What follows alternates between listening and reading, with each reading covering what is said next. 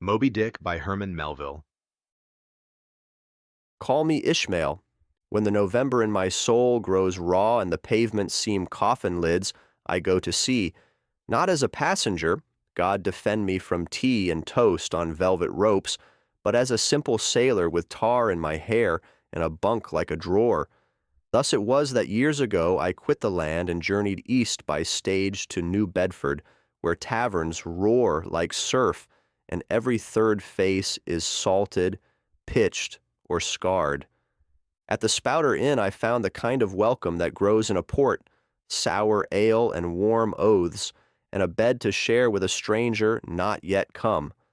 When at last he arrived, he was a harpooner of some far ocean tribe, a man tattooed from crown to sole as if he wore the map and chronicle of another world upon his skin.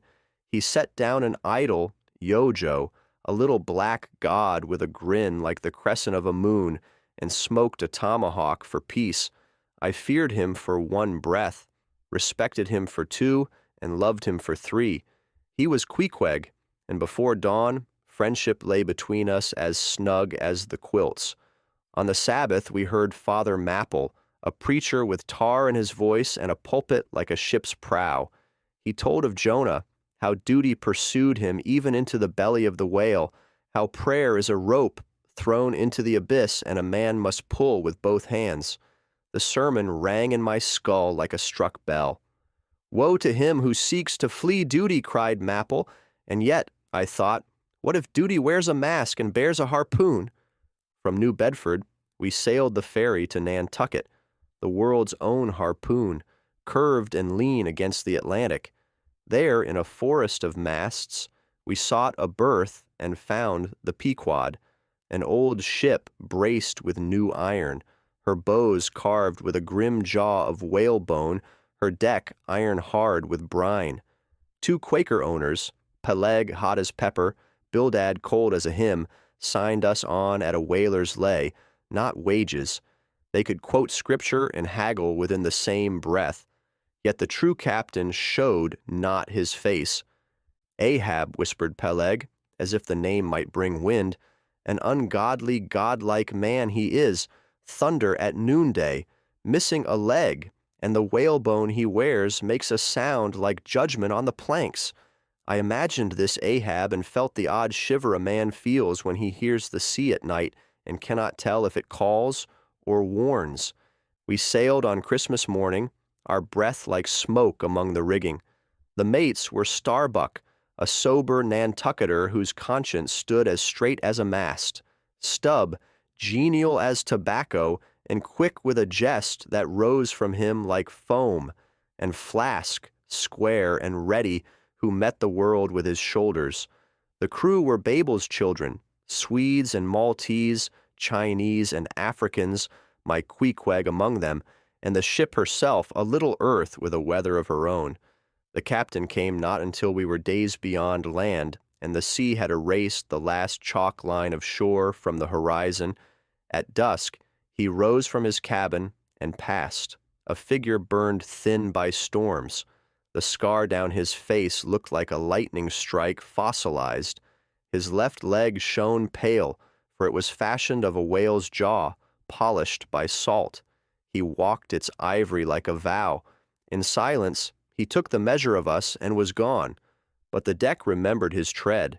A windless noon brought all hands to the quarter-deck. Ahab stood with a gold ounce in his fist, Spanish fire, and nailed it to the mast with a knife blow. Whosoever of ye first sights a white-headed whale with wrinkled brow and crooked jaw, Moby-Dick shall have this doubloon. The name cracked across the water, and every tale we had ever overheard of that whale rose up, how he stove boats like eggshells, how spears fell from his hide as rain from glass, how his spout glimmered like a banner of scorn. Starbuck stepped near, the light in his eyes steady. Captain Ahab, he said, this business of whaling is for oil and home returning, not for vengeance. Moby-Dick slew thee. Thou is not commanded to slay him. Ahab's mouth bent like iron. Talk not to me of blasphemy, man. I'd strike the sun if it insulted me. He tasks me, he heaps me. I see in him the mask of some inscrutable malice, and I'll strike through the mask. His voice shook the masts. The doubloon glimmered like a second sun. Some men cheered for the gold and the hunt. Others felt a frost creep into their bones. Thus the Pequod's course was fixed, not by the winds, but by one man's wound. Life aboard is a liturgy of rope and salt. We scrubbed decks until the planks would have blushed, if wood could. We chafed on the capstan and mended sails. We slept to the creak and groan of a timbered world. When at last, there she blows, came down from the masthead, we tumbled into the boats and flew, oars the wings of our intent. Queequeg stood in the bow, poised as a drawn spear. "Give way!" cried Starbuck, and we bent till the oars sang. The harpoon flashed like punctuation against the sea's sentence. Iron struck flesh. The whale sounded. The line hissed and smoked as if it fed on our fear. Then the lance, stern all! The flukes, a thunder of water, and silence, save for a high, thin wheeze as the creature bled its last. Back at the ship we stripped the carcass, the blubber curling from it in great ribbons like a peeled orange of the abyss. The try-works burned all night, and flames painted Ahab's face as if hell had decided to carve him more precisely. There came aboard at last a secret I did not see planted. Fadala, a Parsee of hawk-bright eyes, with a private crew that kept to the shadows. He listened to Ahab with attention like a drawn bow. Men muttered that he prophesied, and that his prophecies clung to a man like wet cloth. I did not like to stand near him when he was silent. His silence looked at you. We spoke ships upon the seas, Rosebud and Jeroboam, Bachelor and Delight and Samuel Enderby, and each had its own tidings of the white whale. One crew crossed themselves at the mention, another spat. The Jeroboam's mad prophet, Gabriel, shrieked that whoever touched a letter from Ahab would die the day he opened it, and he snatched the paper into the sea. On the Enderby we met Captain Boomer, who had lost an arm to Moby-Dick, and laughed softly at the memory, as a man may laugh at an old burr he still keeps in his hair. "I chased him once and paid," said Boomer. "Now I bless my stump and drink cheerily." Ahab turned away with a face that would not learn. Storms came and passed like angry teachers. We shipped green seas and woke with salt in our mouths. One night, St. Elmo's fire crowned the masts with pale lamps. The compass went mad as if it dreamed. Ahab hammered a new needle at Perth, the blacksmith's forge, and baptized it with heathen rites. He would command iron to command the sea. Starbuck watched with a sorrowing eye, like a man who sees a friend fall in with bad company. Queequeg fell ill then, struck by a fever that took the color out of him like a thief. He ordered a coffin from the carpenter and lay to be measured as calmly as a tailor's customer. When the fever turned and left him, he rose laughing, and we stowed the coffin below. A man never knows which craft he will sail home in. We learned Wales as a schoolboy learns letters, by hearing, seeing, touching, fearing, case, junk, spout, lubber line and masthead, the strange city within the creature's head, full of oil and a brain like a fortress. I learned, too, the difference between prudence and cowardice, between zeal and madness. Starbuck carried a small portrait of his wife within his chest, but no man saw it. Sometimes an expression on his face would soften suddenly, as if a candle had been lit in a window miles away. Stubb coped with peril by laughter and a pipe. Flask would rather strike than think. Men are boats. Each steers as his hull will allow. As we rounded the Cape of Good Hope and drove onward, the rumor of Moby-Dick grew to a weather of its own. Sailors who had never seen him still felt his shadow pass over a story. The sea spoke sometimes as if it knew a name. Fadala muttered, and the mutterings went into Ahab like a second wind. He foretold hearses at sea and how hemp would prove Ahab's end. Ahab, hearing, smiled as a man smiles when a fortune teller tells him he will be a king tomorrow. We took whales and took comfort and took wounds, and the hold swelled with casks like a cellar of captured moons. Yet Ahab paced as if his ribs were a drum beaten by an invisible hand. He used the quadrant until it told him a truth he disliked. Then he smashed it. He railed at the wind when it veered and eyed the stars as if they were spies. I baptize thee in the name of the devil, he said once to the harpoon he had Perth forge and temper in blood. Some men make sacraments of steel. Pip, the little black cabin boy, leaped from a boat one hunt and was left too long upon the sea, floating on a brain-sized world. His mind burst. When we drew him back, he spoke in bright shards. Strange wisdom fell from him like coins, and nobody could spend them. Ahab kept him near at times, seeing in Pip's breaks a resemblance to fissures within himself. We gammed with the Rachel, a ship that searched the seas for a lost boat, a captain's son among the missing. The father's face was ash in daylight. "Have you seen him?" he asked each hull that hove near. We had not. Night closed around his sorrow like a hand. At last, in the Japan seas where the water is blue even in dreams, the cry came from aloft in a voice that cracked and then soared. "There she blows! White! Moby-Dick!" Ahab had been staring into nothing. Now the nothing brought up a mountain. Boats lowered as if gravity had been reversed, and oars flashed like furrowed silver. He rose, the vast forehead, the old snowbanks laid upon it in wrinkles, the jar of the jaw, the spout that looked like a sneer. He moved not merely as an animal, but as an event. He dove and lifted, and the sea changed color around him. The first day's chase ran the iron in and hauled it out, ran line till it smoked, and shattered a boat like a teacup. Men flew, swam, cursed, prayed, oars splintered. The white whale swam through the chaos like a clause through a scholar's page, unpunctuated and long. At night, Ahab clutched the taffrail and stared into the dark, and the dark stared back with an equal will. On the second day, we fastened again. Fadalah's boat kept close to Ahab's as a thought keeps close to a grief. The line paid out, hummed, cut the water to steam. Then someone cried out, and Fadalah, entangled, vanished beneath the bow as cleanly as a word erased from a slate.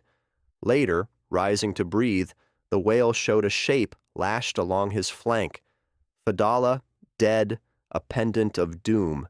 Ahab saw him and smiled as a martyr smiles at a cross. That evening Starbuck went into the captain's cabin with a musket. I cannot say what his hands felt like. I can say his eyes were those of a man who has reached the edge of human caution and sees, over it, a choice. Ahab slept. The ship's timbers creaked their counsel. The lantern swung once, twice. Then Starbuck turned and left, whispering to the night, "God forfend me." Some men are brave against the ocean but tremble before their own souls. The third day broke like a blade. We lowered for the last time and drove upon a sea that shook under our oars. Moby-Dick rose with the sun beneath him. His spout crossed the light and made a sign no man could read. He struck Stubbs' boat, and it came apart like tinder at a spark. He lashed with flukes that could have threshed a barn. Ahab stood with the blood-tempered iron in his fist and cried words to the wind that made even the wind consider its ways. He hurled, he struck, he paid out line, he hauled, and the whale sounded, rose, and sounded again, as if the earth were breathing through a wound. Then Moby-Dick turned upon the Pequod. We saw him from the boats, saw our ship, black as a law, and the white whale run at her. He smote her bows, and a roar came, wood, iron, men, and the bell high up ringing itself. The water spouted inward through wounds. The ship listed and groaned like a creature whose heart has been entered. Again he struck. The decks tipped. Barrels tumbled. The try-works hissed and extinguished rage. and the Pequod began her long involuntary curtsy to the sea. Ahab clung among wreckage and climbed again to a spar that still remembered sky. He flung his last line, the hemp that had been foretold, and it looped back upon him like a snake that loves its master. The wail sounded, the line ran. Ahab was caught around the neck and dragged beneath, a cry in his mouth that meant everything and transformed nothing. The sea swallowed it whole. The Pequod went down in a spiral, masts describing circles like the hands of a broken clock. Men and gear followed. Tashtego, in the last rising of the mainmast, hammered a flag to it as if to name the grave. Then the sea smoothed over, as seas will, and the sky resumed its indifferent blue. Only I survived, and I only because death had once been carpentered for a friend. Queequeg's coffin, refashioned as a life buoy when another failed, popped from the vortex and rose beneath me. I clung to it as a man clings to the narrow proof that he is not yet done. Night came and went. The gulls looked as if they had advice and chose not to give it. On the second day, a ship's sails climbed the horizon. The Rachel, still searching, who found me floating like a letter that the sea had decided to post at last. They hauled me aboard, and grief and mercy met in a single gesture. You think you know a voyage when you know its beginning and its end, but between the winter pier and the summer grave, an entire fellowship of hours lived and spoke and laughed and cursed, and I carry them in my pockets like coins worn smooth. There were mornings when the sea looked innocent as milk, and evenings when it showed all its teeth.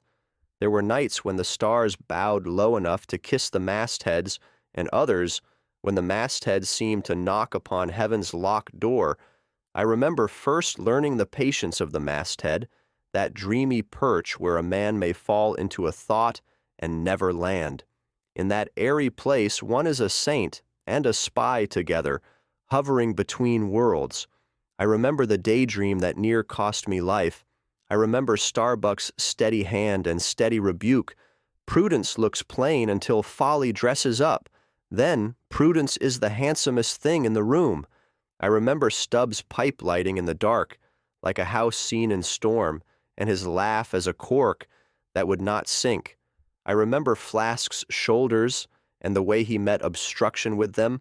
I remember the carpenter shaping not only planks, but destinies with his square and saw, the blacksmith Perth making sacraments of iron to forget the ruin of a hearth long past, the cook preaching to sharks as if he might reform their philosophy, the steward whispering that coffee fixes more tempests than canvas.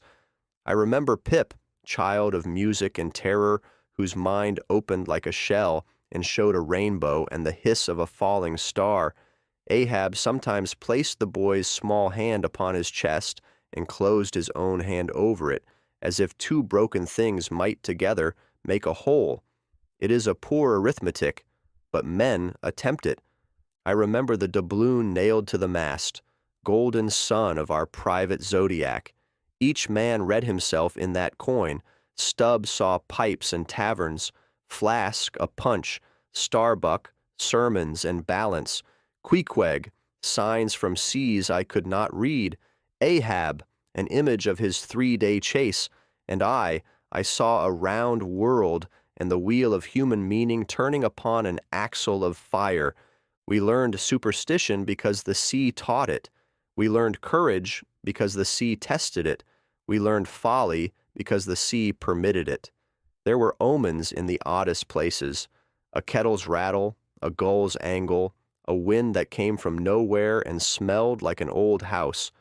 Fadala threw his prophecies like bones, and we pretended not to gather them up. But who has ever resisted listening to a future that wants to be heard? Somewhere in those months, I understood the difference between Ahab's greatness and his doom. He did not merely want to kill a creature, he wanted to break the mask of the world and lay hands upon whatever sat behind it, call it chance or the devil or God in opposition. Many a man in grief seeks an enemy small enough to strike.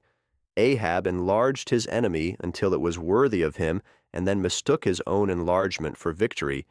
Yet I cannot hate him. I have seen men die for less resplendent errors.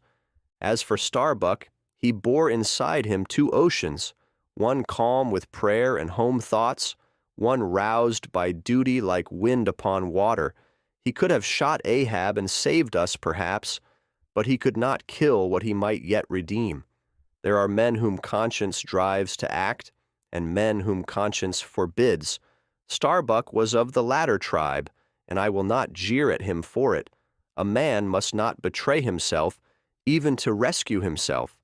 Between the chase's second day and the third, when the sky was iron but the edge of it was lace, Ahab stood on the quarterdeck and spoke under his breath to the night. Is Ahab, Ahab, I heard him say, all that most maddens and torments, all that stirs up the lees of things, all truth with malice in it, be it scorned, I'd strike the sun if it insulted me, and then, in the next ragged breath, softer. Wife, child, what are ye now but last year's birds? It is a terrible thing to hear a man argue with his own future. When the Pequod sank and the slick closed over, I thought the story concluded, but the sea keeps codas. Floating on the coffin, I looked up into a sky unbroken by masts and understood why sailors make gods of specks and winds. The nakedness of that vault above an unhuman waste asks for an answer. The Rachel came like an answer writ in canvas. They pulled me aboard. I drank water. It burned like a map through me. I slept and dreamed of footsteps on a wooden floor that had no ship beneath it, and woke to find myself on one. In Nantucket taverns now, old men ask me what the white whale was and is. I tell them he was himself, and he was more than himself. He was a beast of remarkable size, color, and will. He was also a fixed idea given flesh. Men touched that idea and felt it sting, and so called it evil. Perhaps it is our nature to people the deep with our fears, until the deep returns the favor. Some ask after Queequeg. I answer that he lives where he always has, in a true place not drawn on any map. When I shut my eyes, I see him as he sat cross-legged polishing his harpoon, singing songs I couldn't translate but somehow understood. Some ask after Stub and Flask. I shrug, for the sea keeps its ledgers better than men. Of Starbuck I say, he went down praying, and if prayers are wings, he needed none, for he was all wing already. Of Ahab I say, he died tied to the very thing he swore to master, and that is not an uncommon end. The doubloon? It is nailed now to the mast of memory, which is a mast no storm can reach. The coffins and life-buoys of our days swap purposes without telling us. We build them for one need, and they meet another. That is mercy's trickery. What is the moral? A friend of mine once asked that in the tone of a man asking for a receipt. The sea dislikes morals. It prefers outcomes. Still, if one must be written, perhaps it is this, that a man may pursue a single meaning so furiously he mistakes it for all meanings, that vengeance eats the plate that holds it, that prudence is not cowardice, nor courage a right to blaspheme, that we are all lashed by lines of our own choosing, and that sometimes salvation looks like a box made for someone else. As I write, the November in my soul lifts for a moment, and I see summer on a remembered quarterdeck. I hear the creak of hemp and the slap of halyards, the mates calling, the boats creaking in their davits for the day's work. I feel the old draft along the gangway, the smell of oil and wet oak, and the bruise of a voyage starting underfoot like a drum. I hear Ahab's stump beat the deck once, twice, as if to measure time against eternity. I look up, see the doubloon burn on the mast, and feel again that neighboring chill and thrill a man cannot separate when fate speaks in his own tongue. If ever you feel the damp drizzle in your soul, go stand by the water. Watch a gull draw letters no alphabet can claim. Think of the doubloon and the coffin. of the sermon and the storm, of the ship that sought and found and sank, of the boy whose mind burst open to the music of terror, of the man who would be a god and drowned a man, of the friend whose island remains uncharted, then turn home, unless you cannot, and if you cannot, understand that some of us are tied by a line too long to coil. We go back to sea not for gold, nor for oil, nor even for adventure, but because the horizon tells us something we can almost remember. Call me Ishmael still. I walk the docks when the wind rises and hear in the shrouds the voices of those I loved, rough and affectionate. I see in the foam the handwriting of a story that will not fade. And when some new sailor asks for the tale, I give it as I have given it now, shorter than its truth, but faithful to its pulse, a story more than a sermon, a novel in one breath. I offer him this counsel as my last line.